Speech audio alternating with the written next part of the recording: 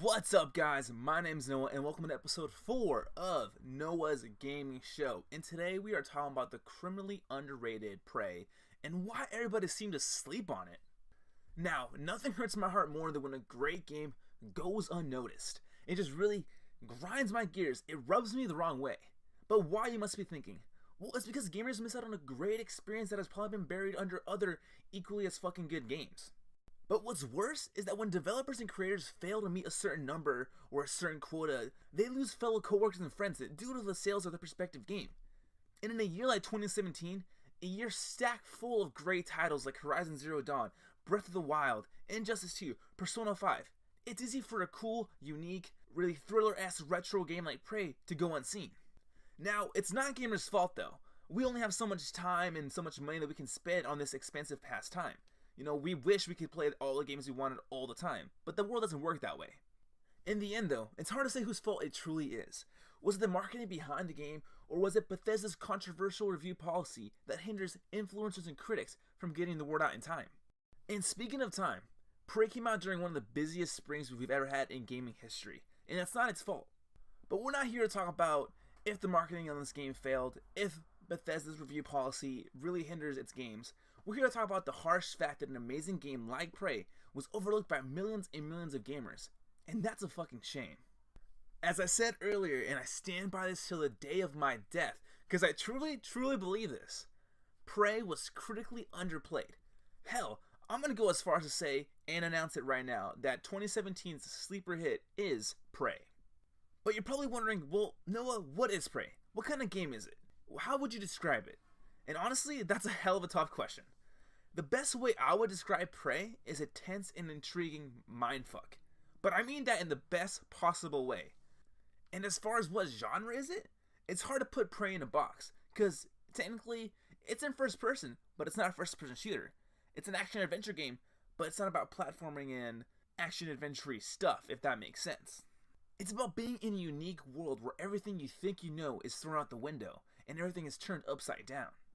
It's a game much like BioShock or System Shock, games that are about exploring your world, getting lost in it, and finding out the mysteries behind it. But to simplify everything, Prey is a BioShock-like game where you explore every nook and cranny of a space station that's been overrun with shape-shifting aliens, and it's up to you to figure out not only how to stop them, but what the hell happened to everybody else? My favorite moment in this game, the one that sticks out the most, the one that's most memorable, is its jaw-dropping opening.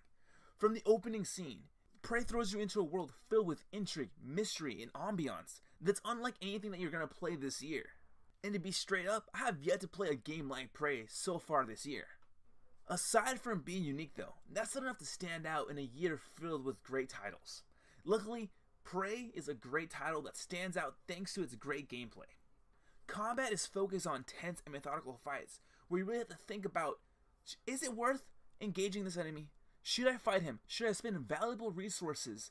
Or should I avoid confrontation? Should I play it smart? Should I live to fight another day and save the valuable ammo and resources that I have?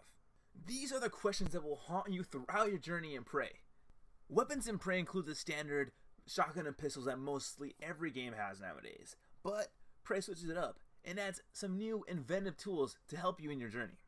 It has this really cool glue cannon, which it can be used to, for the lack of a better word, glue. Well, actually, it freezes your enemies. It allows you to freeze them for a moment of time, and you can run up them and just smack them with your wrench. And speaking of wrench, that is your best friend in this game, okay? If I could just tell you the amount of times that my wrench has come in to save the day in the most clutch of times, you would not believe me. I'm just telling you. Day one, the wrench is a day one. Just saying it right now, okay? R.I.P. wrench. What Prey does so effing well is its ability to constantly create a creepy, tense, atmospheric vibe throughout the game. The atmosphere and tension always keep you on your toes. You never know what's going to be around the next corner, or who will be around the next corner. That suspense and that tension is what makes you feel constantly unsafe. There's not a moment where you feel like you can take a breath in this world, on board Talos 1, the space station that you're inhabiting. But to make matters worse, it's the aliens that are known as a Typhon that are going to add to that tension and that suspense. Now the Typhon come in all shapes and sizes, but the one that stands out the most are like the little grunts that blend in with the environment. Yeah, they blend in. They hide in plain sight. They can be chairs, guns, computers, projector, hell, toilet paper. Have you ever been afraid of toilet paper? Oh, just you wait. You will be. You'll be scared shitless. Pun intended. You'll be happily just strolling down an office way, and then BAM! They'll be waiting for you, and they will show no mercy. Trust me on this one. These guys, these little fuckers will make you so paranoid that you'll just be whacking random shit. You think that coffee mug's your friend? Trust me, it's not. But every enemy type is menacing and pose a real threat to you and your mission. Prey does a really good job at letting you play the way you want to play. Do you want to focus on stealth? Do you want to avoid confrontation altogether? Would you rather go guns blazing? Do you want to focus more on repairing and hacking? Or do you want to focus more on alien powers? No matter what you decide, Prey lets you play the way you want to play. It doesn't restrict you and hold you back. If you think you can do it, chances are you probably can. And no matter what playstyle you choose, resource management is key to victory in this game. You have to be smart about the way you use your ammo, your med packs, the things you find in the environment. Because everything you find in the environment can be used to create ammo, to create special items. Everything is useful. But the real star of the show, what makes Prey Prey, is the great story and setting that it takes place in. The way I would sum up the story of Prey is a thriller-esque romp with touches of sci-fi horror. And as I said earlier, from the first moment you wake up in this game, everything feels off, but you can't quite put your finger on it. And that's the beauty of it, because throughout the entire game, there's no reliable narrator guiding you through the story. At times, you start to think, can you even trust yourself? Are you a good guy? Are you a bad guy? Can you believe your own brother? Do you trust yourself, or do you trust, well, yourself? And it doesn't make sense now, but when you dive into the game, you'll know exactly what I'm saying. Because trust me, yeah, it gets that crazy. And to make matters crazier, your character doesn't really have a grasp on what's real and what's not. The more and more you progress in the story, the more questions you have, the more uncertainty fills the air. Now, I did also say that the setting of Talos 1, the space station that you're on, is also a highlight or probably one of the best parts of this game. It's tied with the story. I know it's cliche to say, but the space station feels lived in. And I already said it's cliche, but honestly, that's the best way to describe it. Coworkers play Dungeons and Dragons together. They have their own Dungeons and Dragons character sheets lying on the floor, lying in their rooms. They get bored at work and they play with Nerf guns. You read through the emails about their thoughts, their work lives, their romances, their frustrations. Audio logs let players into the fear of the downfall of the station or the love of two people. There are stories about human triumph and tragedies, and for lack of a better word, they feel quote-unquote real. The game takes place in 2032, but it's an alternate 2032. It's an alternate history that's intriguing and brings an interesting what-if scenario that you really need to see for yourself and experience. From everything I've said and praised about the game, I hope you think it sounds dope. I hope you think it's awesome sauce. And you're probably thinking, Noah, surely gamers must have given this a good chance, right? Well, no.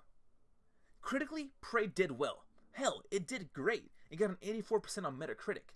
And for those of you that don't know what Metacritic is, it's basically the Rotten Tomatoes of the video game world. It takes all the critic scores and accumulates them all into one final definitive score. Do you have any idea how many developers would love to get an 84% on Metacritic alone? That's a great testament to how good this game is. Now, the game isn't perfect, and I'll admit that, but critics and wannabe critics like me love the setting and story, but found issues with the combat as well as other parts of the game.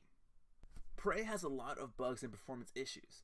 Also, people harped on the graphics, but in my opinion, I thought the graphics were fine. They weren't great, but they weren't bad. I actually really liked the art design in the game and the art direction in general. Some critics went to say that the ending left a bad taste in the mouth and kind of ruined the overall experience of the game. But the build up to it is worth it in my opinion. One outlet thought that Prey failed to be original enough and didn't meet the standards met by games like BioShock or System Shock. And a widespread complaint was that the combat does feel too generic at times and it's not fresh enough. But those complaints had nothing to do with the lack of sales this game did. But how little did Prey sell? Well, it's kind of hard to tell the exact number, but during its release in May, according to MPD numbers for the month of May, Prey charted number 5 for the month. And that's a decent debut for a new entry / a reboot of a cult hit. But according to MPD numbers of the following month of June, Prey didn't even chart. For a AAA title, that isn't good. Most AAA titles tend to chart for a few months, but that didn't happen with Prey. At the time of recording, according to SteamSpy.com, which tracks the number of only Steam sales, Prey has currently sold 452,692 copies. For a big new AAA title, that kind of isn't good. Even if it is a kind of new IP, it should still be charting. Horizon Zero Dawn launched this year and it went on to sell past 3.4 million copies. It sucks that we don't have a concrete number of how it sold overall over PC, Xbox One, and PS4. But if I had to guess, I would say it barely sold over 1 million copies. And for a new title, that's not good. Now, it might sound like I'm blowing this way out of proportion, but let's put it in perspective. In less than a month after its release, Prey dropped to $40. Why would a $60 game drop to $40 if it was doing good? Developers only do this when they're desperate or they're trying to get the word out on the game.